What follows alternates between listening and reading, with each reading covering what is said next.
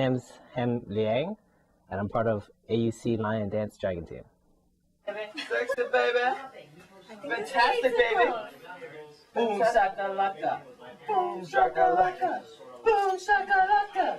Okay. I'm falling. All right, now one leg?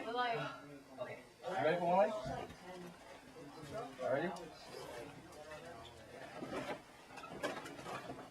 Oh, God. What the heck are you guys doing? I tried to get stable. Wait, one sec. One sec. I'm taking pictures of food, man. Okay. Not of people? Not of people. Okay. Oh, shit. Oh. It's too much to the right. Huh? It's too much to the right. All right. Let me take a little break. Okay. So turn to the... Wait, let me put your shirt on again. Woo, you got American Eagle. Yeah. Are you serious? You're supposed to get the first place. Ready? Don't worry, you didn't even press your name out. She did get the first place. It's on her face. Where you got? AUC stands for Asian United C, which I'm not sure what it stands for the last part, but basically we're a line dance team which practices it's an ancient Chinese tradition which pretty much takes place every Chinese New Year.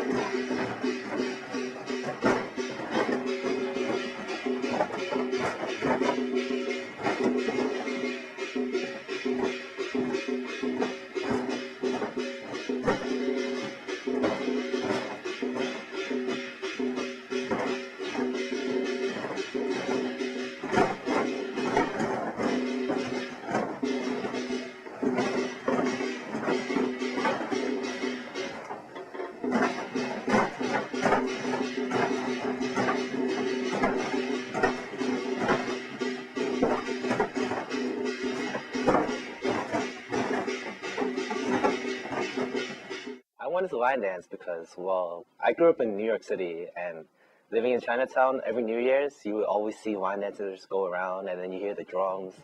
And when you're a little kid, it's just like, when the drums are like beating, it's like war drums. It's just like, dun, dun, dun. And then like, it automatically grabs your attention, so of course you want to see it. And you get like pretty lines here.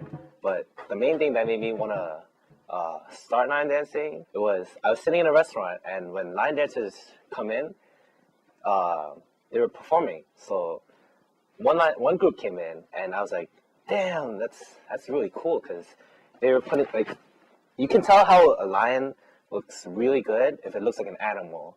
Like, it's fluid, and it's not blocky or anything, and it's just like, it's scared of everything around it, it's checking everything, it's smelling everything. So the first group that came into the restaurant, when I was sitting down, it was like, wow, that's really good. And after they left, another group came in. They weren't doing it to their best, and it was really lazy and sloppy. So I was just like, this guy sucks. I just wanna learn how to line dance and show him up. So yeah, that guy was terrible.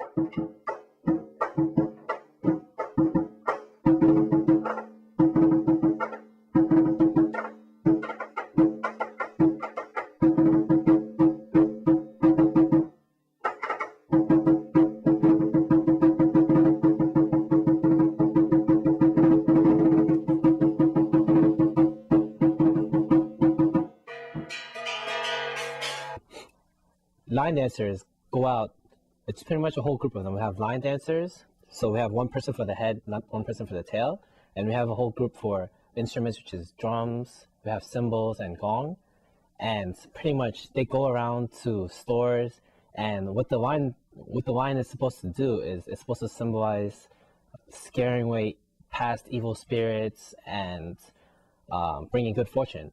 So the lion is it's kind of like scary towards the evil spirits, and the drums, the loud drumming, and usually firecrackers are supposed to be loud noises that scare away the evil spirits.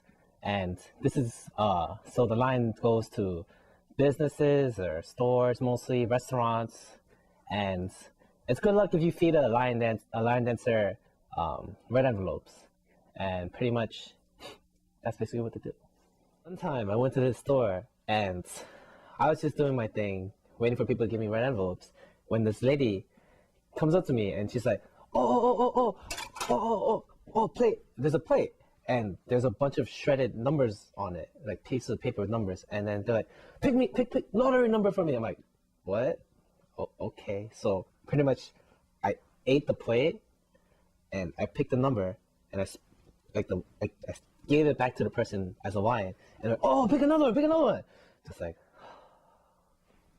when my whole team is waiting for me, like, what the heck's going on, man? It's taking so long. I'm just like, keep picking numbers for you. I hope you lose your lottery, or if you win, you could kind of like give me some money. So at the end, they're just like, oh, here, candy. And they're like, take. And then, so I take. And when I'm in the lion head, I have nowhere to put this candy. So I'm here. I'm just like, what do I do with all this? And then thing was, she put a lot of candy on that plate. And she's like, oh, take the whole thing. And I'm just like, oh. Best part was, at the end of all this, I was like, hey guys, want some candy? Yeah, sweat flavor. Very nice. Tasty. Lion dancing basically originated from martial arts. The very first of which was called Honggar, which is in Mandarin, but in Cantonese it's called Hongger, which in translation is basically red, kind of like red martial arts. And this was basically really strong looking martial arts, really solid. The foundation is being a rock, and you're connected with the earth.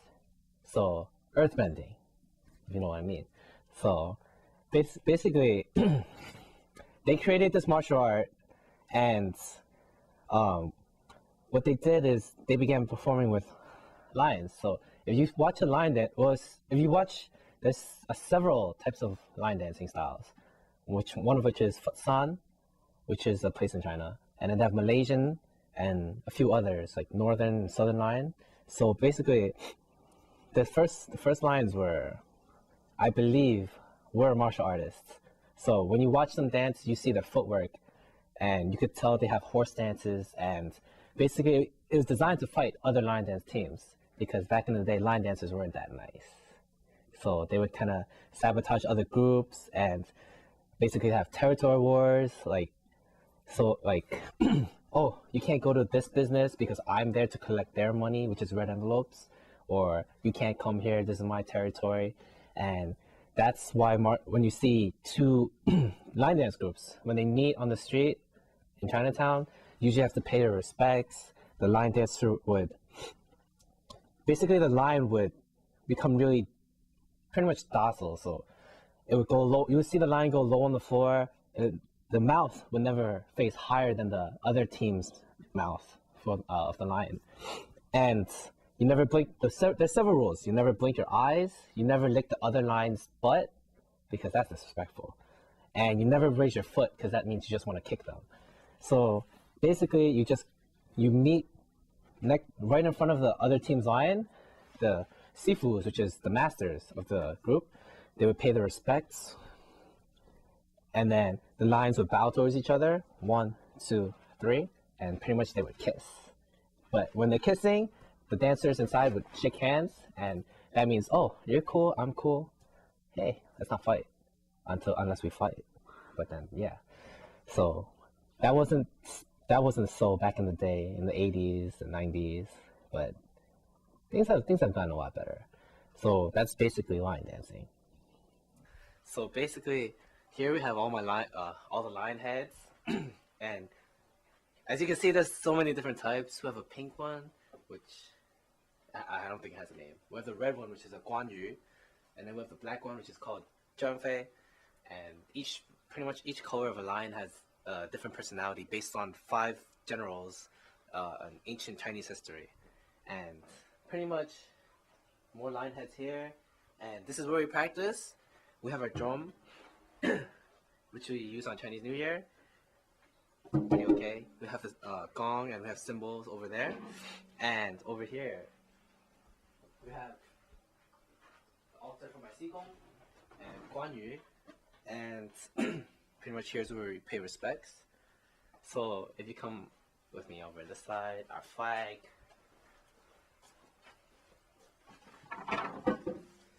Represent.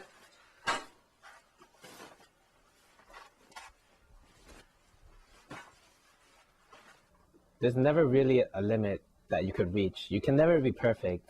Even in martial arts, you could get master, you could become a grandmaster, you could become like really godly, but you can never be perfect. There's always something you can keep on adding to. You could always teach more students. You could always inspire more. There's always someone that can learn from you. There's always something you can learn from those you teach. So no matter what, whatever you do, line dancing, martial arts, dancing, anything, singing, you keep going at it. You just keep building upon it. There's nothing, if you stop, you're just going to sit there and be like, why did I stop?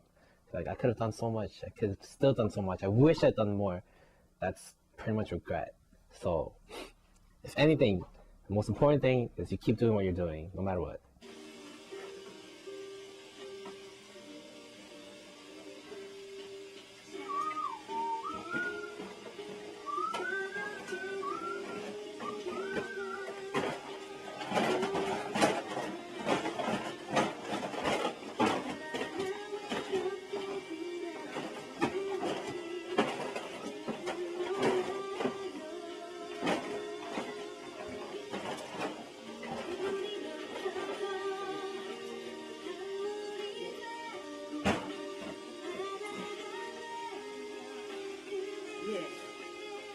Yeah.